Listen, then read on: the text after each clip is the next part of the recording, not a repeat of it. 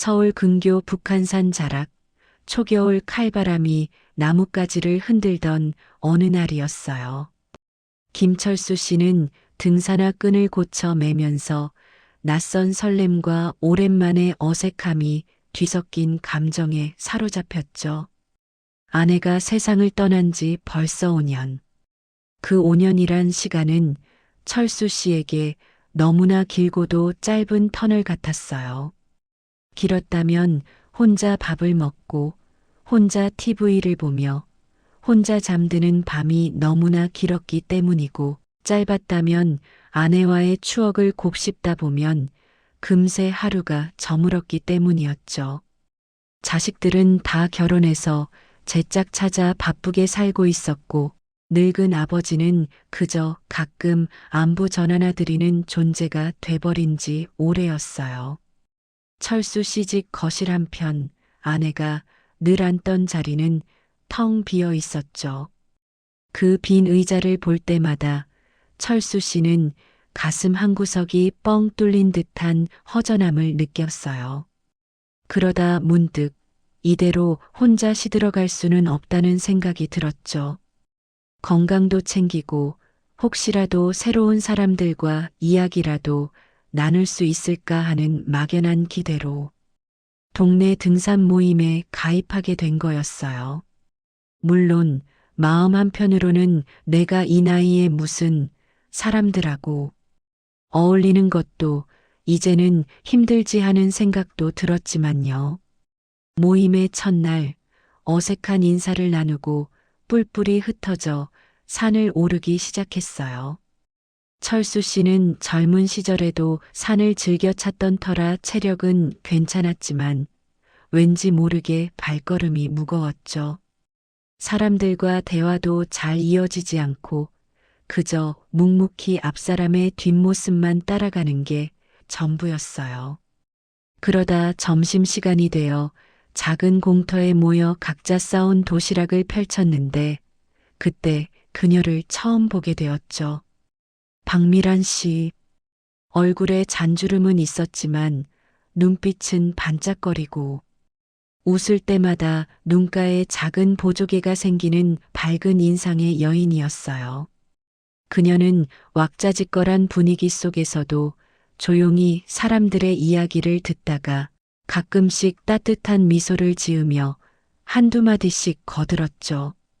특히 인상 깊었던 건 자기 도시락을 나눠 먹던 옆자리 아줌마가 목이 메이자 얼른 물통을 건네주는 모습이었어요.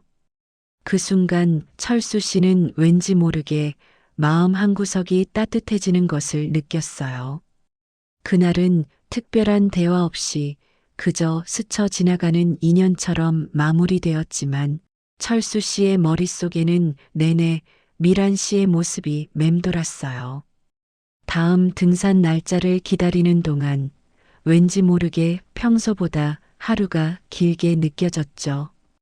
텅 비었던 거실의 의자도 그날 밤만큼은 덜 외로워 보였어요.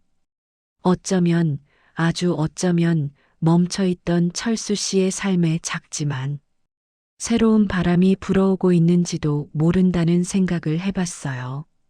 하지만 철수 씨는 애써 그 생각을 떨쳐냈죠. 이 나이에 무슨 사랑 타령이냐. 그저 좋은 사람들과 건강하게 산이나 타면 그만이지. 그렇게 스스로를 다독였지만 다음 산행이 기다려지는 마음은 어쩔 수 없었어요. 두 번째 등산 모임 날 철수 씨는 평소보다 일찍 나섰어요. 왠지 모르게 지난번보다 마음이 조금 더 가벼워진 기분이었죠.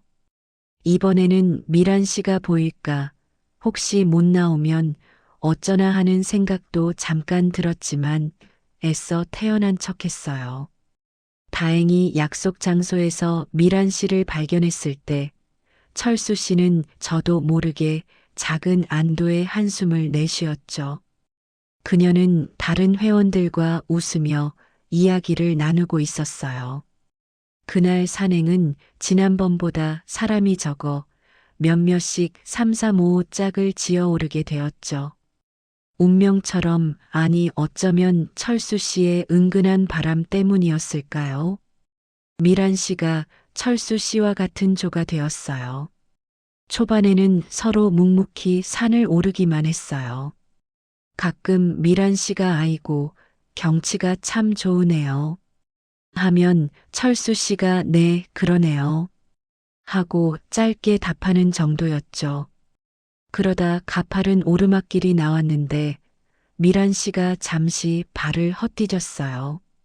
철수 씨는 반사적으로 손을 내밀었죠. 괜찮으십니까? 미란 씨는 놀란 눈으로 철수 씨를 올려다보더니 이내 환하게 웃으며 철수 씨의 손을 잡았어요. 어휴, 깜짝 놀랐네요. 김철수 씨 덕분에 살았습니다. 그 순간 철수 씨의 손에 닿은 미란 씨의 손이 왠지 모르게 따뜻하게 느껴졌어요. 그 이후로 두 사람의 대화는 조금 더 자연스러워졌죠. 미란 씨는 주로 식물에 대한 이야기를 많이 했어요. 저 잎은 겨울인데도 푸른 걸 보니 생명력이 참 강하네요.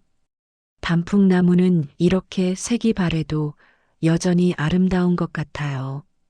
철수 씨는 아는 것이 많지는 않았지만 미란 씨의 이야기에 귀 기울이는 것이 좋았어요. 그녀의 이야기를 듣고 있으면 왠지 모르게 마음이 편안해지는 기분이었거든요. 하산길에는 조금 더 긴 이야기를 나눌 수 있었죠.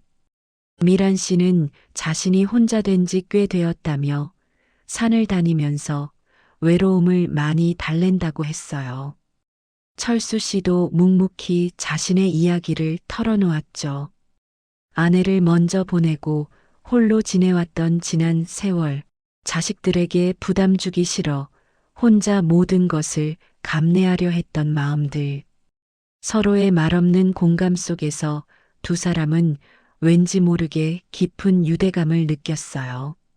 철수 씨도 저처럼 산에서 위로를 많이 받으셨겠어요. 미란 씨의 따뜻한 말에 철수 씨는 고개를 끄덕였어요. 그날 밤 집에 돌아온 철수 씨는 좀처럼 잠을 이룰 수 없었죠. 미란 씨의 얼굴이 자꾸만 눈앞에 아른거렸고 그녀의 따뜻한 손길과 웃음소리가 귓가에 맴돌았어요. 이게 대체 무슨 감정일까? 철수 씨는 당혹스러우면서도 한편으로는 설렜어요. 이 나이에 주책인가? 아이들이 알면 뭐라고 할까? 하는 걱정이 스멀스멀 피어올랐지만 외로웠던 마음 한구석에 피어난 작은 희망의 불꽃을 꺼뜨리고 싶지는 않았어요. 그는 문득 지난 5년간 잊고 살았던 누군가와 함께 걷는 느낌이 얼마나 소중한지 깨달았죠. 산은 그에게 단순한 풍경이 아니라 잊고 있던 감정들을 다시금 불러일으키는 마법 같은 공간이 되어가고 있었어요. 세 번째 만남부터는 굳이 말하지 않아도 서로를 찾는 눈길이 자연스러워졌어요. 산행 중에도 어느새 둘은 다른 회원들보다 앞서거니 뒤서거니 하며 함께 걷는 시간이 많아졌죠. 미란 씨는 철수 씨에게 힘든 구간에서는 손을 내밀어주고 잠시 쉬어갈 때는 따뜻한 차를 권했어요. 철수 씨는 그런 미란 씨의 세심한 배려에 잊고 지냈던 온기를 느꼈죠. 그러던 어느 주말 모처럼 비가 와서 등산이 취소되었어요. 아쉬움이 컸지만 철수 씨는 문득 용기를 내 미란 씨에게 전화를 걸었죠. 혹시 시간 괜찮으시면 근처 카페에서 차 한잔 하실까요? 뜻밖에도 미란 씨는 흔쾌히 승낙했어요. 작은 동네 카페에 앉아 두 사람은 두 번째 인생 이야기를 터놓기 시작했어요. 미란 씨는 젊은 시절 남편과 사별하고 홀로 두 아이를 키우며 살아왔던 고된 세월을 담담하게 이야기했어요. 애들 키우느라 정말 앞만 보고 달렸어요. 내 인생은 없었죠. 그러다 애들 다 출가시키고 나니 문득 옆구리가 시리더라고요. 혼자라는 게 이렇게 쓸쓸한 건지 처음 알았네요. 미란 씨의 눈가에 촉촉하게 이슬이 맺혔어요. 철수 씨는 미란 씨의 이야기에 깊이 공감했어요. 자신도 아내와 사별 후 같은 감정을 느꼈으니까요. 저도 아내가 떠나고 한동안은 멍했어요. 세상이 멈춘 것 같고 뭘 해도 재미가 없더라고요. 자식들 걱정할까봐 내색도 못하고 괜히 등산 모임 기웃거리는 것도 다 이런 쓸쓸함 때문인가 봅니다. 철수 씨의 목소리에도 쓸쓸함이 묻어났죠. 두 사람은 서로의 상처와 외로움을 보듬어 주듯 이야기를 나눴어요. 김철수 씨는 참 든든하고 좋은 분 같으세요. 미란 씨의 진심 어린 말에 철수 씨는 왠지 모르게 얼굴이 화끈거렸어요. 어쩌면 미란 씨에게서 아내가 떠난 후 잃었던 삶의 활력을 다시 찾을 수 있을지도 모른다는 희미한 희망이 가슴속에 피어올랐죠. 하지만 현실의 벽은 늘 높았어요. 이 나이에 재혼이라니 자식들이 뭐라 할까? 혹시 내가 미란 씨에게 짐이 되는 건 아닐까? 철수 씨는 고민에 잠겼어요. 미란 씨 역시 비슷한 걱정을 안고 있었죠. 우리 나이에 다시 누군가를 만난다는 게 쉬운 일은 아니잖아요. 각자 자식들도 있고 혹시라도 폐가 될까봐.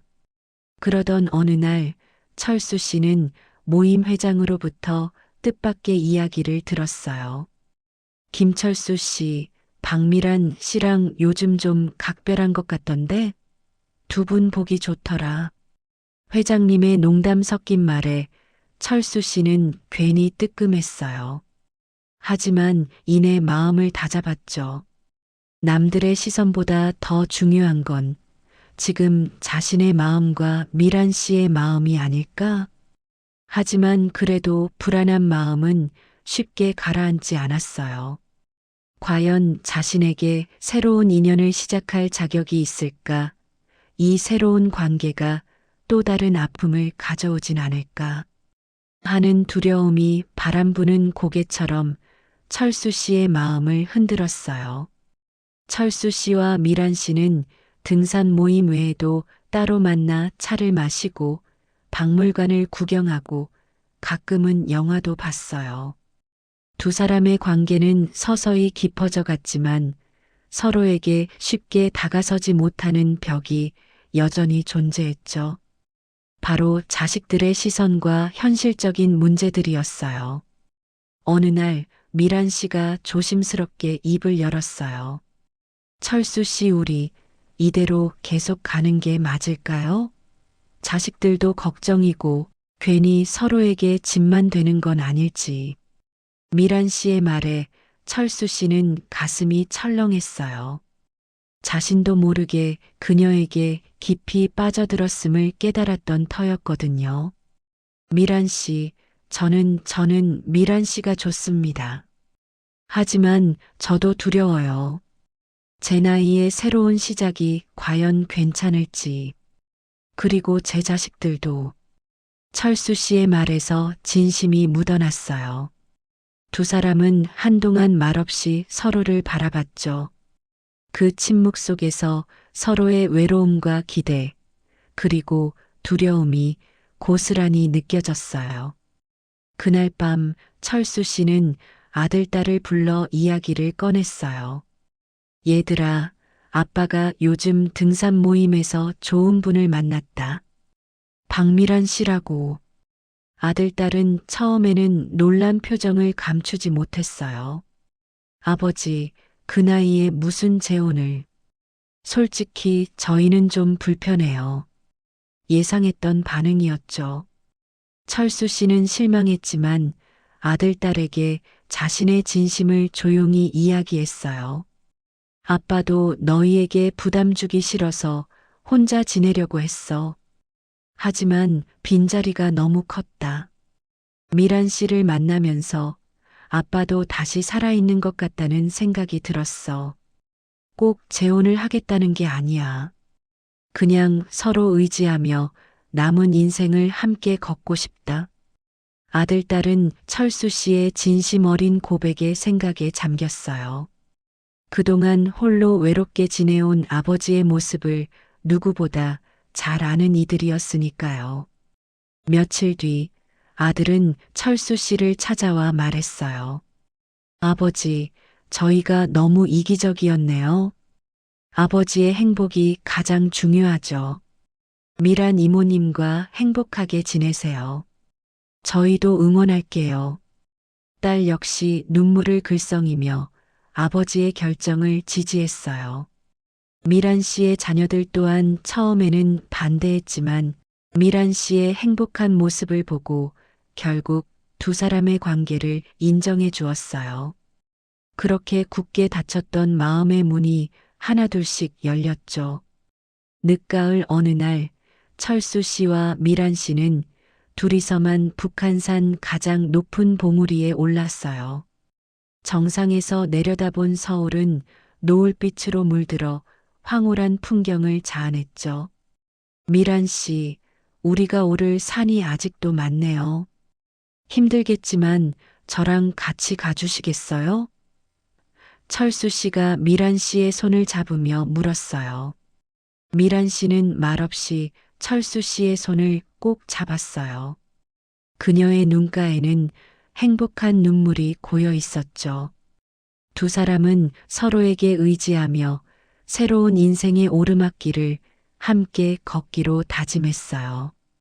텅 비었던 거실의 의자는 더 이상 외롭지 않을 거였어요.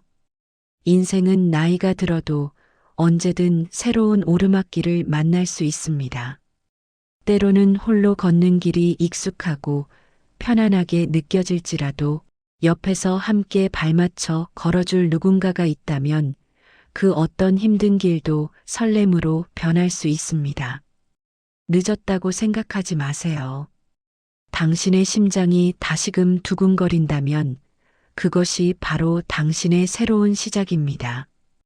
이 이야기가 당신의 가슴에 작은 위로와 희망이 되기를 바랍니다. 늘 건강하시고 행복하세요.